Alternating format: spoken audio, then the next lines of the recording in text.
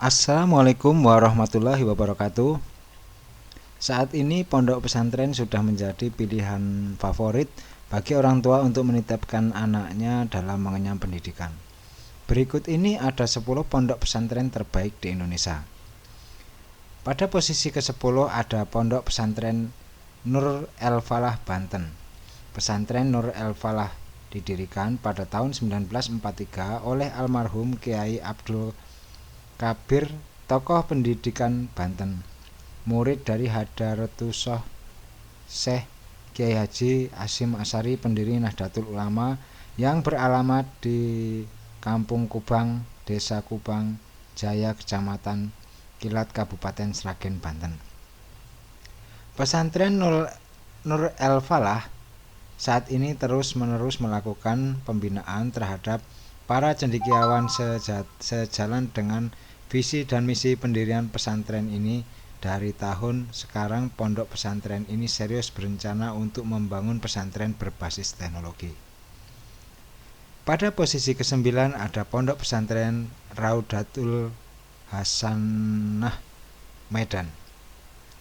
Nama pendirinya adalah Al-Ustadz Usman Husni. Saat ini pesantren ini diresmikan pada 18 Oktober 1982. Untuk programnya, pendirinya menggunakan program Kuliyatul Mu'allimin Al-Islamiyah atau KMI.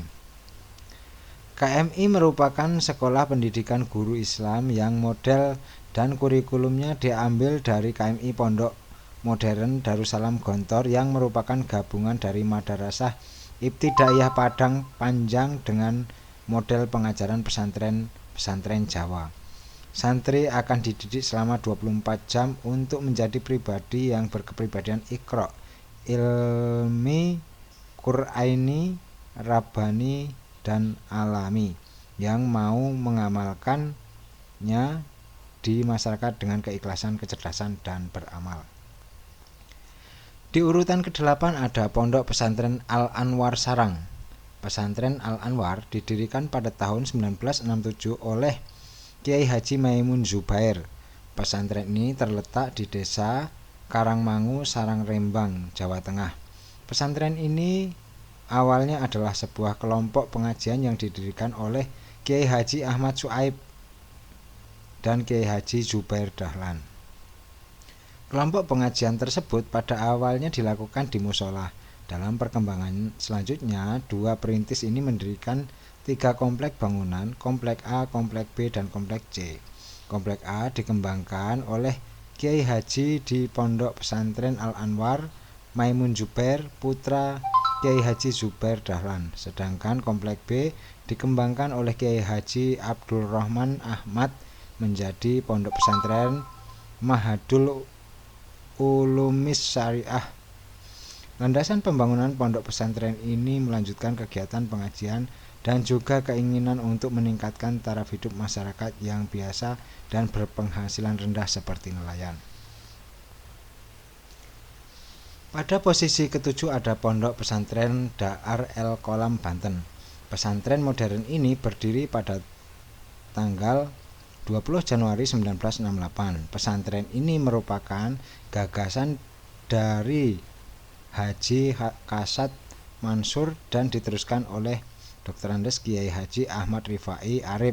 Setelah Kiai Haji Ahmad Rifai Arif meninggal pada tanggal 15 Juni 1997, pesantren ini diteruskan oleh Kiai Haji Dr. Andes Ahmad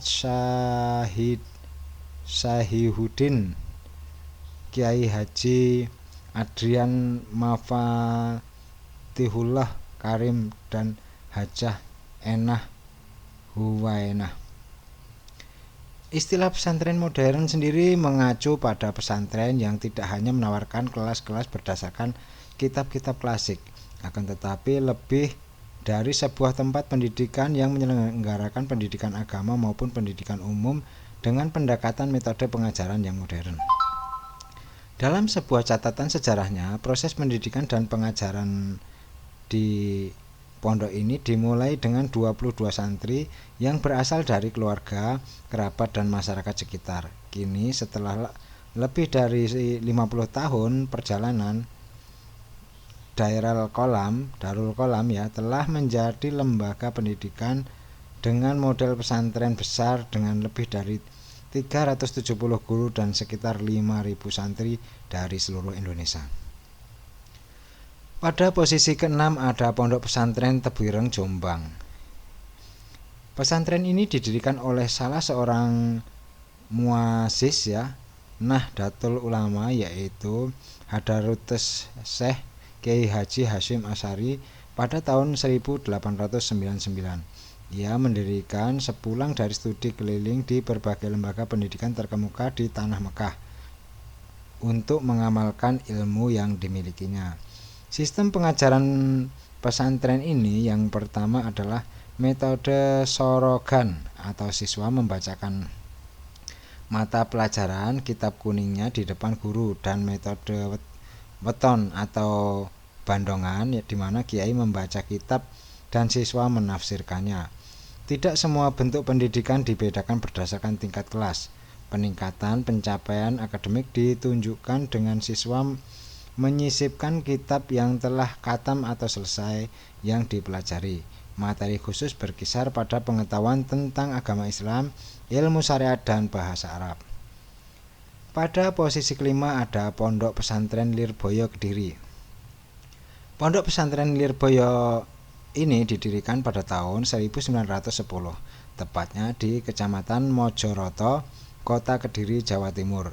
Kata Lirboyo sendiri diambil dari nama sebuah desa yang di dalamnya terdapat sebuah pondok pesantren yang dikenal luas dengan sebutan Pondok Pesantren Lirboyo. Kiai Soleh yang berasal dari desa Banjarmelati memprakarsai pendirian pesantren ini yang kemudian dilanjutkan oleh salah satu menantunya, Kiai Haji Abdul Karim yang berasal dari kota Magelang, Jawa Tengah. Pesantren Lirboyo merupakan pusat kajian Islam sejak puluhan tahun sebelum kemerdekaan Republik Indonesia. Bahkan pada masa kemerdekaan, pesantren Lirboyo berperan dalam gerakan perjuangan dengan mengirimkan santrinya ke medan perang seperti peristiwa 10 November 1945 di Surabaya. Di posisi keempat ada Pondok Pesantren Langitan Tuban. Pondok Pesantren Langitan Tuban merupakan salah satu lembaga pendidikan Islam tertua di Indonesia yang berdiri pada tahun 1852. Banyak tokoh dan pengasuh pondok pesantren lahir dan besar di Pondok Pesantren Langitan ini, seperti Kiai Kholil Bangkalan, Kiai Hasyim Asy'ari, Kiai Samsul Arifin, Kiai Asyad Samsul Arifin, dan lainnya. Sejak lama hingga saat ini, Langitan telah mempraktekkan beberapa metode pendidikan dan pengajaran dalam sistem klasikal dan non-klasikal. Sistem pendidikan klasikal merupakan model pendidikan formal. Orientasi pendidikan dan pengajaran dibentuk secara teratur dengan proses meliputi seluruh kurikulum, program, jenjang, dan kegiatan. Sementara itu, di posisi ketiga ada Pondok Pesantren Darun Najah, Jakarta. Pondok Pesantren Darun Najah ini didirikan pada tanggal 1 April 1974 oleh almarhum Kiai Haji Abdul Manap Makayar dan dua rekannya, Kiai Haji Kamazuzaman dan Kiai Haji Mahrus Amin, dengan sistem kurikulum terpadu, pendidikan berasrama, dan pengajaran bahasa Arab dan bahasa Inggris yang intensif. Didukung dengan lingkungan yang asri, Darun Najah berupaya mendidik insan mutafaqoh fidin untuk menjadi pemimpin bagi umat atau bangsa. Selalu berusaha mewujudkan pendidikan santri yang ikhlas, sederhana, mandiri, ukhuwah Islamiyah, orang yang berpikir kritis dan berperilaku berdasarkan Al-Quran dan As-Sunnah Rasulullah Sallallahu Alaihi Wasallam untuk meningkatkan ketakwaan kepada Allah Subhanahu Wa Taala. Pada posisi kedua ada Pondok Pesantren Sidogiri Pasuruan. Daftar pesantren terbaik di Indonesia selanjutnya adalah Pondok Pesantren Sidogiri Pasuruan. Pesantren ini merupakan salah satu lembaga Islam tertua di Indonesia, yang mana Sidogiri menekankan penyediaan teologi atau keimanan, syariah dan akhlakul karimah yang berbasis Ahlus Sunnah wal Jamaah. Saat didirikan, pesantren Sidogiri hanya menggunakan sistem pengajaran langsung untuk kiai atau wali. Hanya selama Kiai Abdul Jalil mengawali sejak tanggal 15 April 1938, pesantren Sidogiri resmi mendirikan sistem pendidikan Mahadiyah dan Madrasiyah. Kini Sidogiri terkenal sebagai pesantren salaf yang maju dan mengajarkan kitab kuning dengan metode Al-Miftah, sebuah metode yang insya Allah santri muda pun bisa membaca kitab kuning atau satu persatu dengan cara yang cepat. Di posisi pertama tidak asing lagi tentu diduduki oleh Pondok Pesantren Darussalam Gontor Ponorogo. Pesantren terbaik pertama di Indonesia yang akan kita bahas adalah Pondok Pesantren Darussalam Gontor. Tentunya tidak diragukan lagi, Gontor merupakan salah satu pesantren terbaik di Indonesia.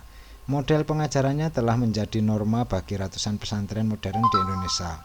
Selain itu, para alumninya telah menyebar di berbagai benua dan banyak yang menjadi tokoh terkemuka di Indonesia.